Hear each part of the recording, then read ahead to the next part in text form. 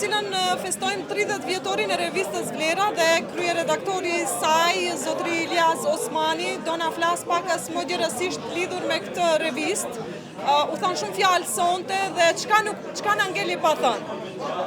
Ajo që ngeli pa thënë është entuziazmi kur u kryua revista Vlera.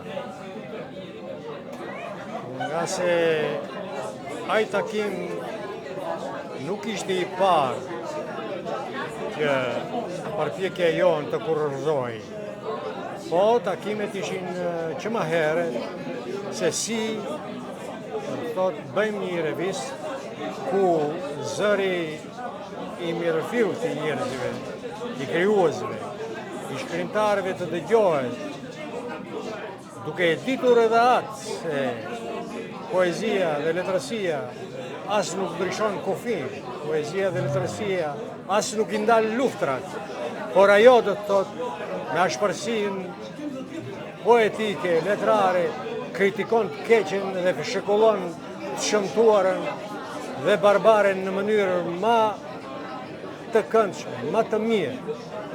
Dhe kjo ngjau në vitin 1995, kur doli numri i parë i revistës Vlera.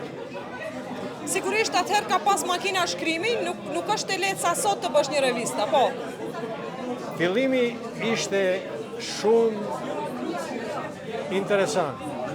Entuziazmi ishte kulminant për të bërë një revistë. Por sfidat ishin prezente. Sfida të cilat u tejkaluan në mënyrën shumë të urtë edhe të qetë. Nga se shembull nuk u regjistrua qysh më herë, për arsye se takimet për këtë hapë ishin edhe të mëhershme. Por ky regjistrim u bë me shumë vështirësi më këtë datë që përmend. A ka ende njerëz që blejnë revistë? Sigurisht. Ajo që ja vlen të përmendim me ju nderuar gazetare xhamazie është se gjithë një synim ishte si të bëhen gjërat e mrekullueshme. Si t'i thuhet çdo krijuesi se për të bërë letërsi duhet edhe lexim permanent, duhet edhe përpjekje jashtëzakonshme që të bësh atë që duash ta bësh.